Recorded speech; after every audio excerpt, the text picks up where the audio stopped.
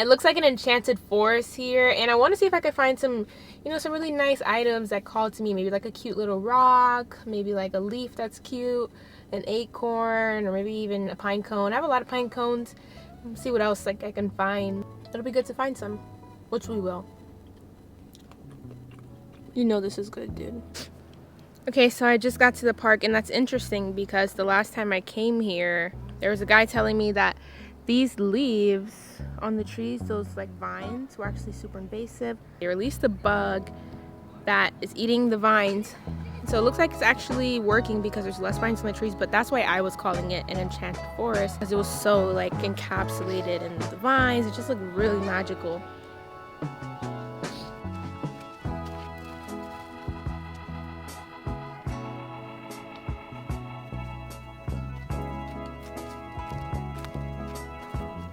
Oh yeah. Of course I'm going to go through this. Super excited. Look, it's just like an enchanted little pathway. You just go through it. You feel like you're going to another like portal, like Alice in Wonderland. That's what this makes me think of, like, or Narnia. You just like go through somewhere you can't really see, and then you're like somewhere else. So that's why I call it enchanted. But this one's not that long, but still I just love the experience. Sometimes there's like a bunch of bees here, and I just love when the bees are here because I don't know, they just look so cool, you know? Like, I just love bees. I love being surrounded by bees. It hurts me so much when I see my little brother when he's like scared of a bee. I'm like, dude, this is like just one of the best animals, you know? Oh my god, I know so many people that are scared of bees or allergic to bees, and it's sad because I love being around them. But all right, let's go through.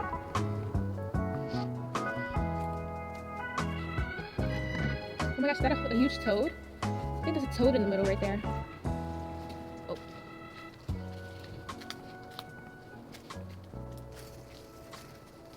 No, it wasn't. It was just a leaf. That was a big old toad. I'm not sure if I said this already, but it feels so good to be back home with my Florida trees. Like just the trees here just feel so homey. Like I've not been home, which is like a blessing, you know, to be somewhere new. It's so amazing. But really, I just been craving home. Like, just been so homesick, and man, it just feels so good to be here. Just look at the Florida nature. We're always craving like something new. We want to leave our hometown. We want to have a new this and new that, or we think that somewhere else is always better, or something else is always better, or some place is always better. But man, just gotta step back and appreciate what we have, you know.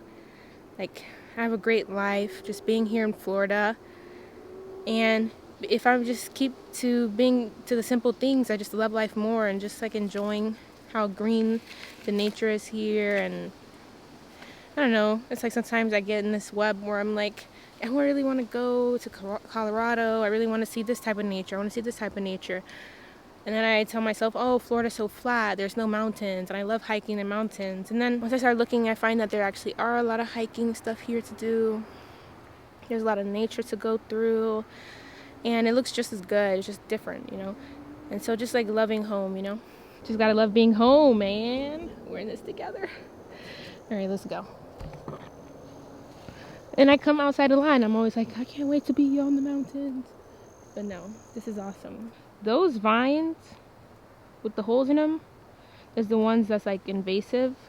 The reason that they have the holes in them is because they let out an animal that eats the plant to get rid of it, because it's super invasive and it's grown so quick. And the reason why it's bad is because the vines get so thick. Remember I said you look like an enchanted forest, and the vines get so thick that it blocks the sun first from the plants below and the animals below. So they're not getting sun, they're not getting the nutrients they need, they're not getting the connection to the source, to light, to love, you know, to God. A vine grows up the tree and it blocks the sun from the tree, and then the tree starts to die. So it's invasive, it's crazy, but it was so beautiful, you know, something so beautiful, and so something that makes it seem so amazing. Like, I was just taken aback by it. I loved it. Like, I was like, wow, this is such a beautiful, you know, a beautiful forest. Come to know that it was actually being killed by the plant that I thought was so beautiful. So it's crazy how, you know, sometimes the things that we want the most, and the things we want to do the most, and things that we think will give us the most satisfaction and help us be happy and make us feel the most like in love, like these things that we're just like, oh my goodness, by, can sometimes be the worst thing ever to have happened.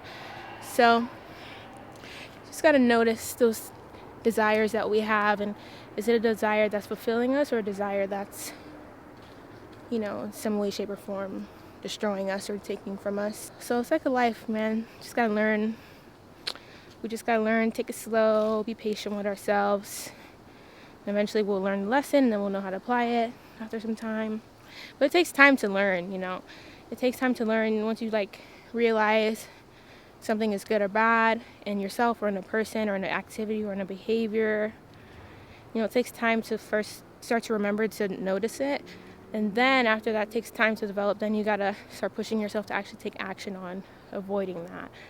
So it's like those processes of removing yourself from situations, removing yourself from people, or just changing a bad habit in yourself, or a way of communicating in yourself, or a way of procrastination or laziness or overindulgence in food, whatever people's problem is.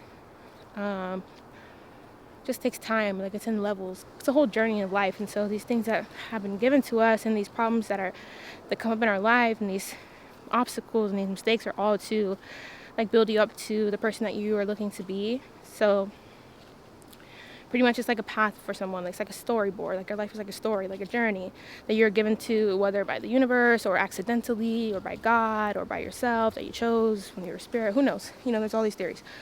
But the point is these things just lead you down a path that you're meant to take, and with the length that it takes and the time that it takes and the learnings that you get from it, if you become aware that you want to learn from your life, it develops who you are as a person. It develops the places that you go. It develops the projects that you do, the people that you talk to, and it all adds up. It's all adding. There's multiplication, there's adding, there's subtracting. It's always adding and multiplying to the life story that you're pursuing, or that you don't even know you're pursuing. Whatever it is. But so it's also being grateful for those hard things that are hard to let go of and release, the things that we want to change about ourselves. It's be happy that happened, or that you experienced that, or that you did those things, because it's part of the path, it's part of your education of your life to fulfill that journey that you're on. And so just being grateful for it all, the good and the bad. So yeah, I'm just walking around. Yeah, I honestly am 100% lost, but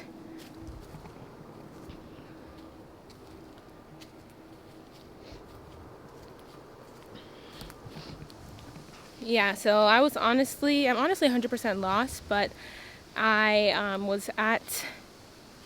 just came back from San Francisco, and I was speaking to someone that's a new mentor for me in the career sense. So we were hanging out in San Francisco, and we rented these bikes, and we were let's go bike to the Golden Gate Bridge and have fun. So we rented these bikes in San Francisco, and he was talking to me. He's I think he said his grandfather told him that, or maybe his dad told him that, if you ever think you're lost, just remember that's part of the exploration, that you're still adventuring. So if you ever think you're lost, because you're still adventuring. And so I was are we lost? He's nope.